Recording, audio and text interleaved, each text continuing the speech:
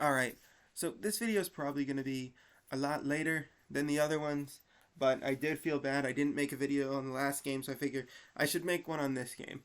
The game I missed, Red Sox lost convincingly again, 7-3. Also, I had to wait because I was not sure what the mood of this game was going to be, and just like it's been a lot of ups and downs. Red Sox get a 7-5 win in extra innings, which I feel like we have not played an extra inning game in a while, but we actually won. Adam Duvall, in a very Kurt Schilling-esque move, fouling a ball off of his ankle. Took a couple minutes actually to regain himself because he was in a lot of pain. On the very next pitch, takes one over the Crawford boxes, 3-run home run. Things, of course, got dicey in the bottom of the inning. The tying runs were in scoring position, but Josh Winkowski coming through in the clutch. But in the time since the last video, a couple injuries. Jarren Duran officially being moved onto the IL. That was that injury he sustained in the series finale against the Yankees. So he is officially on the IL. And the Red Sox have called up Wheeler Abreu, who got his first couple major league hits yesterday. Went 0 for 4 today, but still nice to see him playing well. Sale had a rough start, gave up 4 runs to the first 3 innings, but was able to settle himself back in and have a respectable outing. Five innings, 4 runs. Not great, but luckily the bullpen and the offense did enough to at least get a no decision. Not a win, but prevent a loss. Garrett Whitlock pitched 2 scoreless innings in relief. Chris Martin an inning. And then we get to the 9th, which is where problems start. Jansen has not been nearly as good in non-save situations. That includes the walk-off home run he gave up to the Giants several weeks ago.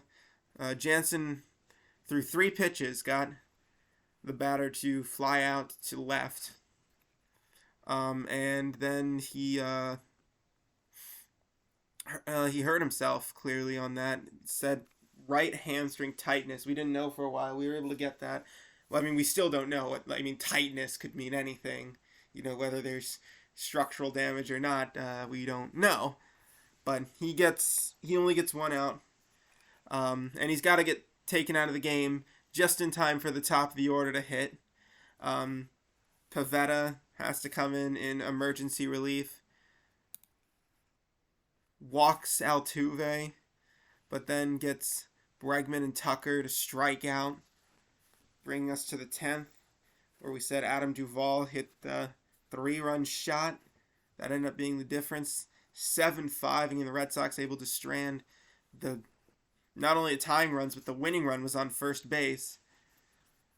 Josh Winkowski's 3rd save of the year. Nick Pivetta gets a win in relief.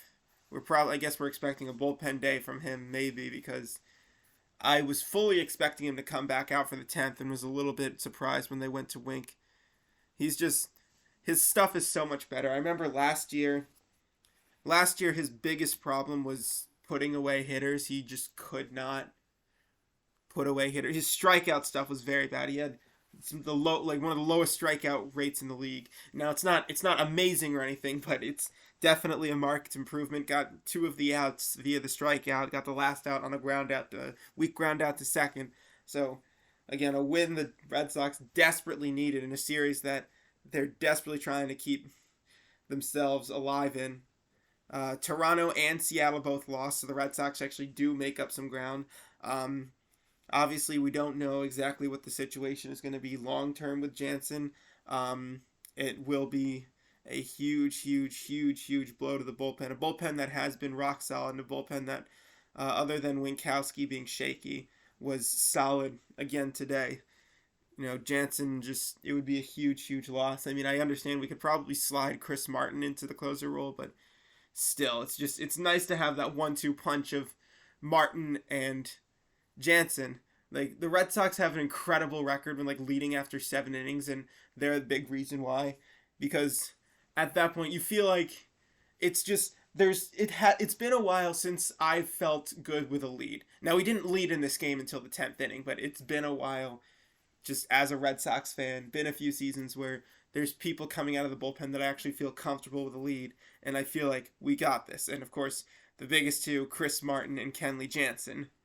Josh Winkowski, well, good. He does not inspire that kind of confidence. But, I mean, he did what he had to do. He got the save. Ultimately, it's going to go down as a save. So, good for him. The Red Sox improved to 67-60. As I said earlier, with the Seattle and Toronto losses there now.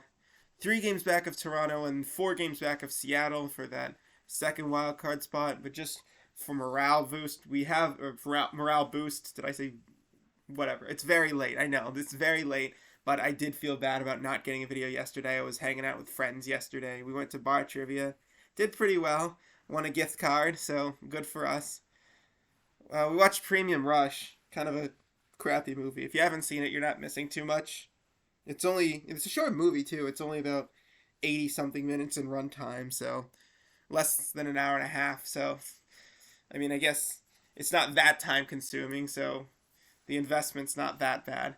But anyway, Red Sox improved to 67-60, and they continue to fight. They have a chance to salvage a series split at Houston, and that would give us some momentum. We got a big weekend series against the Dodgers. Of course, that's going to be the return of Mookie Betts. I don't know what to expect. Again, the Red Sox, it's not as if they just bend over to all the best teams in the league. You know, we were 3-1 this season against Atlanta, for instance. So it's not as if we can't compete with the good teams in the league. So I don't know what to expect from that Dodgers series. I can't just, conventionalism is telling me to write it off, but you know, there's a chance the Red Sox surprise people.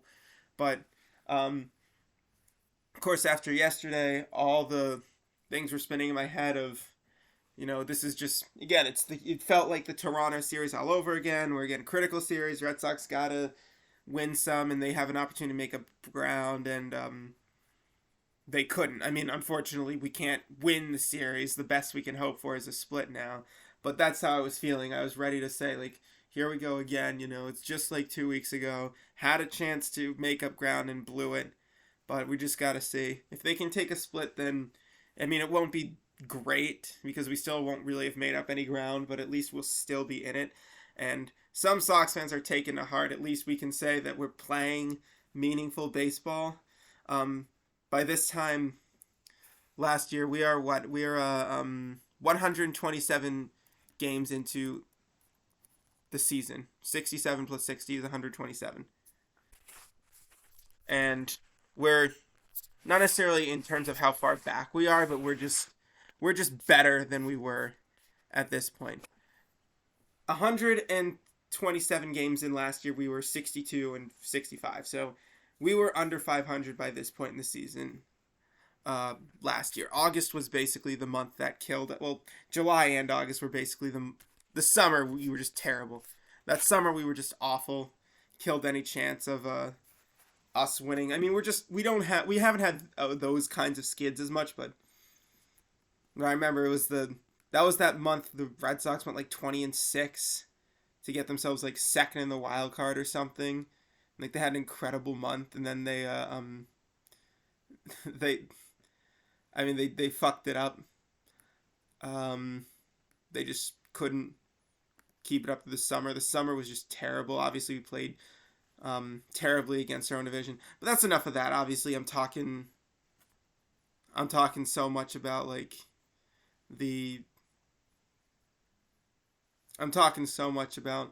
the end of, or how last season went. But, you know, look ahead. We're just a much better team. I mean, not just that we're 5 wins better, but this team just feels more complete.